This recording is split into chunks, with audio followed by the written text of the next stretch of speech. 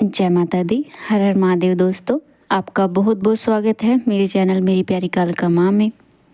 दोस्तों, आज का जो मैंने विषय लिया है वो शक्तियाँ आने के पश्चात का लिया है। शक्ति यदि आ गई है, आपको महसूस होता है कि हाँ, कुछ ना कुछ शक्ति मेरे साथ चलती है, अब कोई साधारण बात नहीं रही।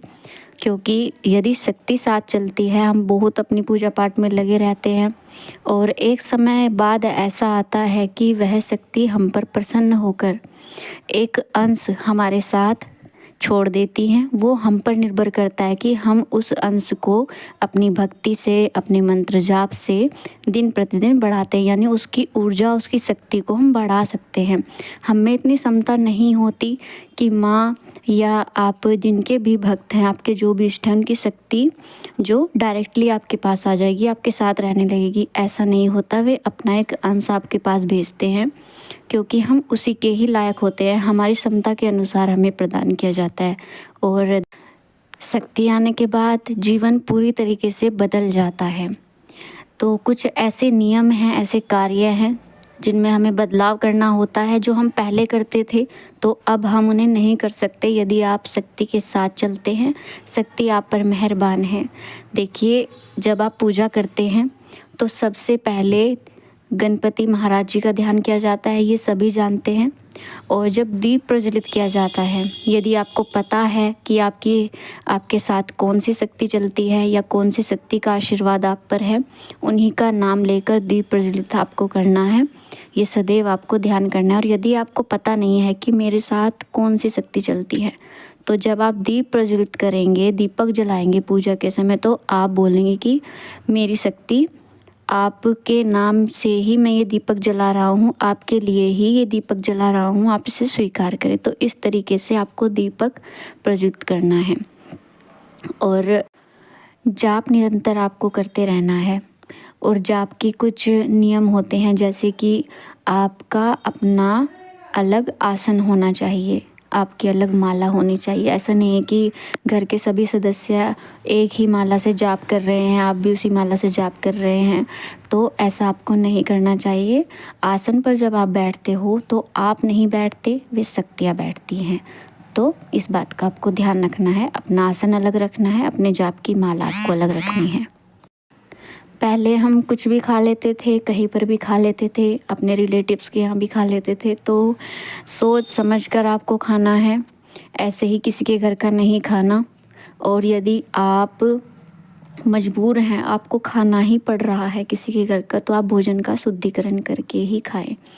भोजन के शुद्धिकरण के लिए आपको जल हाथ में लेना होता है और उस खाने को वारना होता है। उसके चारों तरफ से जल को फिरा के अपने इष्ट देव का ध्यान करके जल छोड़कर तब आपको भोजन ग्रहण करना होता है। अगर आप बहुत मजबूर है, कोशिश यही रखें कि घर का ही भोजन करें। दोस्तों, बाल कटवाने का बहुत ही फैशन है, सबको शौक़ है, तो कटिंग करवा कर हम रहते हैं। ऐसा तो नहीं कह सकते कि बाल मत कटवाओ, लेकिन जिन पर शक्तियाँ मेहरबान है, शक्तियाँ जिनके साथ चलती है, तो लेडीज़ जैसे पार्लर में जाती हैं, वो अपने बाल कटवाती हैं, तो आप अपने बाल वहाँ पर छोड़ कर ना आएँ, अपने बालों को साथ लेकर आएँ और या किसी नदी में ही बहाएं। ऐसे इधर-उधर अपने बालों को ना फेंकें, क्योंकि पूरे शरीर में शक्ति का प्रवाह होता है। अगला नियम आपको ध्यान रखना है कि किसी के भी वस्त्र आपको नहीं पहनने।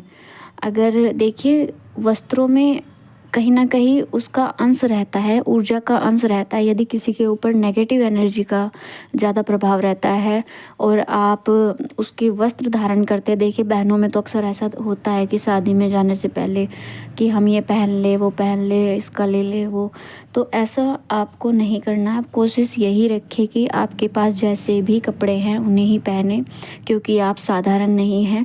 और यदि किसी के ऊपर नेगेटिव एनर्जी है तो फिर आप उसको बांटोगे, उसका भार आपके ऊपर आएगा। और यदि आपका मंत्र जाप इतना प्रभावी नहीं है, आपकी ऊर्जा इतनी प्रभावी नहीं है, आप अभी कम जाप करते हैं, पूजा पाठ करते हो, तो आप पर उसका प्रभाव ज़्यादा पड़ेगा।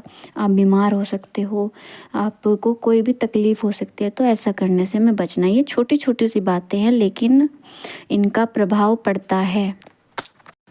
और अगला आपको ध्यान रखना है, झूठा नहीं खाना। अक्सर ऐसा होता है हस्बैंड वाइफ भी साथ साथ खाते हैं कि फ़ैशन है भाई, लेकिन आप ऐसा करने से बचें, झूठा खाने से आपको बचना होगा, क्योंकि आपके साथ साथ वे शक्तियाँ भी भोजन ग्रहण करती हैं। उनका लेवल इतना लो नहीं है, तो उनके सम्मान को, उनकी प्रतिष्ठा को हमें ध्यान में रखना है। वे उच्च हैं, वे उनकी कोई सीमा नहीं है, वे अपार हैं।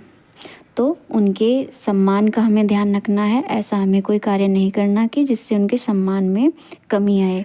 तो हमेशा वे ही कार्य करने हैं जो शक्तियों को ऊंचा उठाए, नीचा गिरने का कार्य हमें नहीं करना है।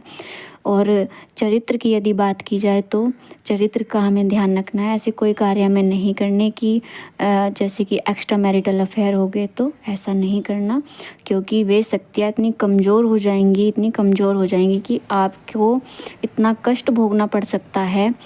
यदि कोई भी कार्य आप गलत करते हो या आपसे हो जाता है अनजाने में, तो आपको पता भी नहीं चलता कि ये उस कारण से हो रहा है। तो ध्यान थोड़ा सा रखिए अपने दैनिक जीवन में।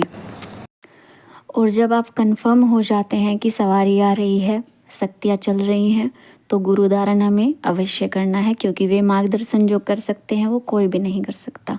सिद्धपीठ के समय समय पर दर्शन करते रहना चाहिए। किसी भी सिद्धपीठ पर समय समय पर हमें जाना चाहिए, अपने इष्ट के सिद्धपीठ पर जाना चाहिए, तो उनके दर्शन अनिवार्य। इससे हमारी शक्तियाँ मजबूत होती हैं। और अपनी कुल देवी के दर्शन हमें, अपने देवी देवताओं को जितने भी समय समय पर अमावस्या पर जैसे देवताओं के कार्य किए जाते हैं, तो वो हमें करने हैं। कोई भी भूल चूक नहीं करनी।